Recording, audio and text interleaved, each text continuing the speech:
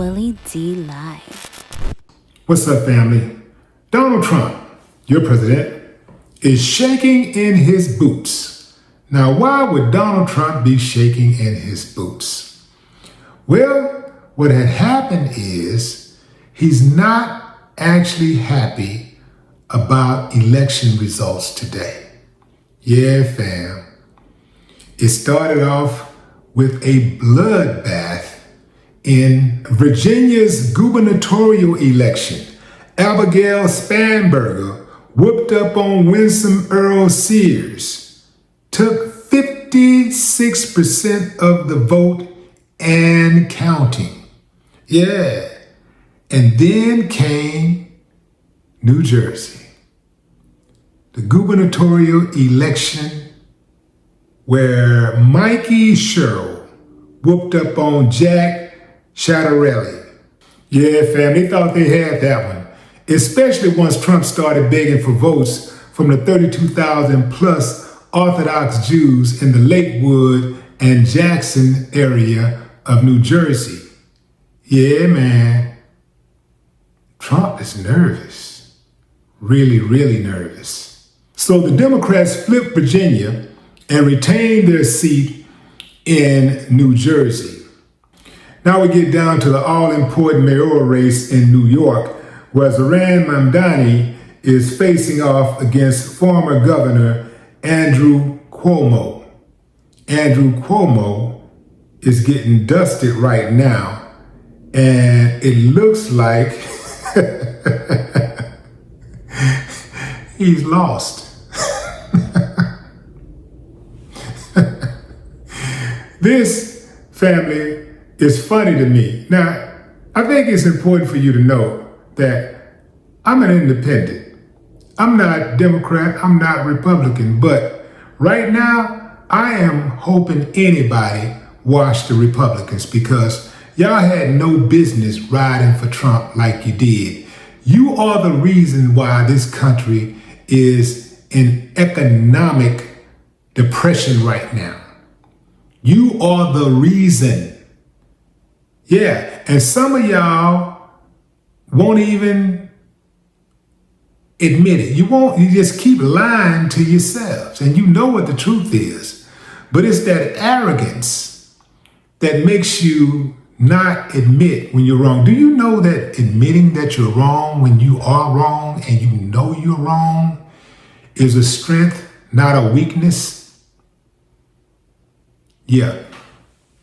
Anyway, Trump been running around saying that the economy is doing greater than ever. He's saying that prices are down, food prices are down. This dude really lives in an alternative reality to the rest of us. It is absolutely amazing. See, this is what Trump does. He loves to repeat nonsensical claims in hope that public opinion can be bullied into submission.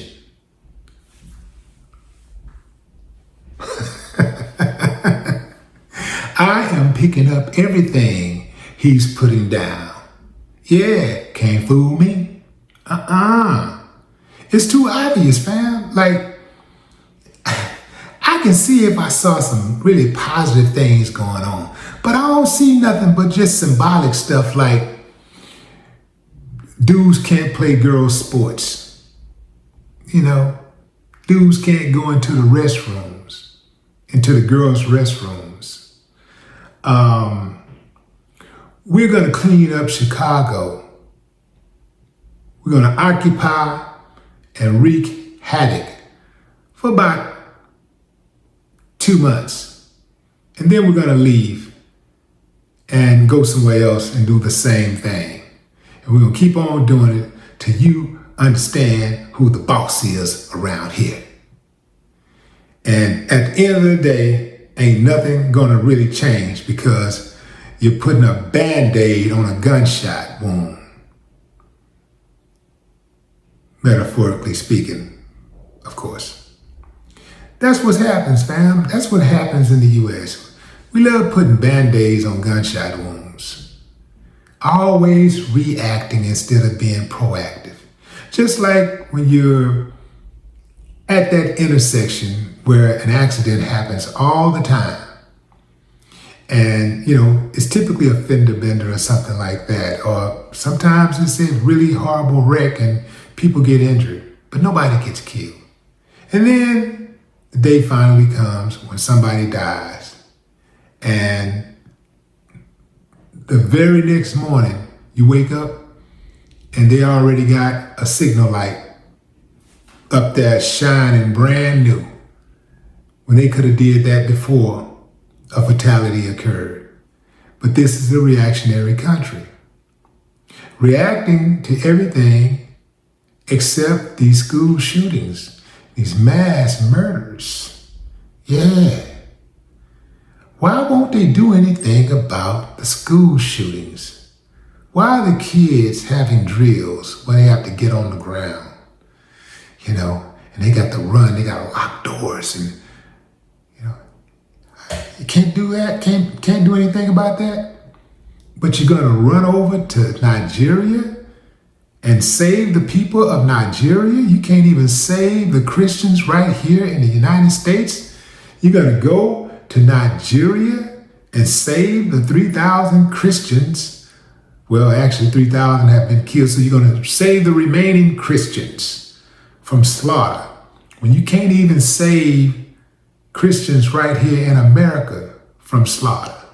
You can't even save Christians right here in America from being out in the cold or avoiding high gas prices or high food prices. Come on, fam. Come on, fam. I know some of y'all are tired of the Democrats, but sometimes when you get tired of one thing, you go to an extreme and you end up putting yourself in a deeper hole than you already was, right? Some of us have done that in relationships. I've dated this type of person and it just didn't work out. So let me just try something new. And it's okay to try something new. But what we'll do is we'll go to a whole entire extreme. Like we'll go to a different extreme. And then we find ourselves, we get our head knocked off. And then we come back down to earth and say, okay, well, maybe it wasn't that. Maybe I just need to make a few adjustments on my side too. You dig what I'm saying? That's what's happening here. It was a bloodbath out there tonight for the Republicans. And I'm sure Donald Trump is going to be on one tomorrow. Oh, he going to go off. He going to be tripping. In fact, he won't even wait till tomorrow. Tonight, he's going to be trying to extract some vengeance. And that's okay. If you got some others out there, if he has some real stand-up cats out there who's willing to do what they got to do to get them off of them. But what say you, fam? Drop a comment. I'd love to hear your thoughts. No more talk.